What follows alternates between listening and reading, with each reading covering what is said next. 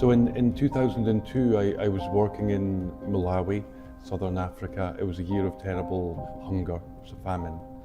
And I met this young boy. He was 14 years of age, and he was with his mother. His mother was dying. And I asked him, what's your ambition? What's your hope in life? He was called Edward. And he said to me, I would like to have enough food to eat, and I would like to be able to go to school one day. And that was it. That was all of his ambition at 14 years of age. So many millions of children like Edward today are missing school because they're hungry, and so their whole future is robbed from them. So that encounter with that child sparked this idea of providing one meal every day in a place of education to meet their immediate need for food, but at the same time to enable them to come to school and to gain that education that can set them free. From the very beginning, we knew that if this was going to work, it had to be owned by the local community. So the first step was to meet with those local communities and to invite them to volunteer their time to cook and serve the meals. And that's how it's gone on to this day. So all over the world, tens of thousands of volunteers give up their time to do that work. And then the second step was about how do we procure the food, where do we buy the food, and as much as possible we always buy that locally, again to support the local farmer, to help the local economy. I think that's one of the beauties of Mary's Meals. It's doing two things at once: that immediate need that we all want to feed the hungry child, at the same time we want to tackle the underlying cause of poverty, and I think Mary's Meals is doing both of those things.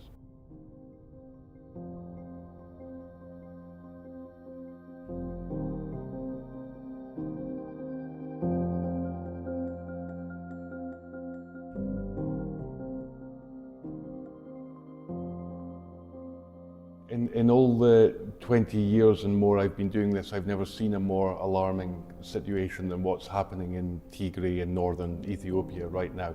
Exactly the same place where that terrible famine in the 1980s that sparked Live Aid and all those fundraising events. Today, 4.5 million people are in urgent need of food aid. I met so many people who were suffering hunger, who were malnourished. So many children dropping out of school. Just in one small village, 300 children no longer going to school because they're too hungry. They're desperate for us to begin serving our meals there. I was visiting hospitals that were full of so many malnourished babies. And the concerning thing is that situation looks like it's going to get much worse in the coming months. So it requires a much bigger intervention, a much bigger amount of aid going there very quickly.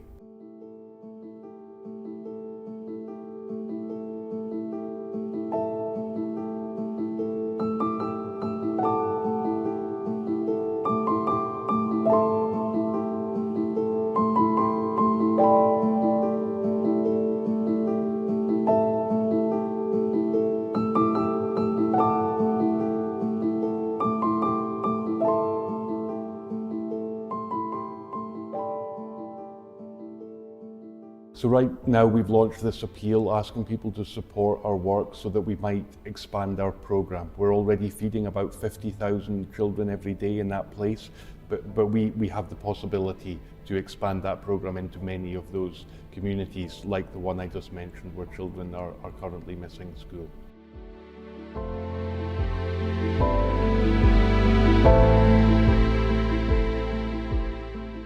You know, I think there's a risk right now when so much of the world's focus, understandably, is on situations like Gaza and Ukraine, that there are these other crises like Ethiopia, like Haiti, Sudan.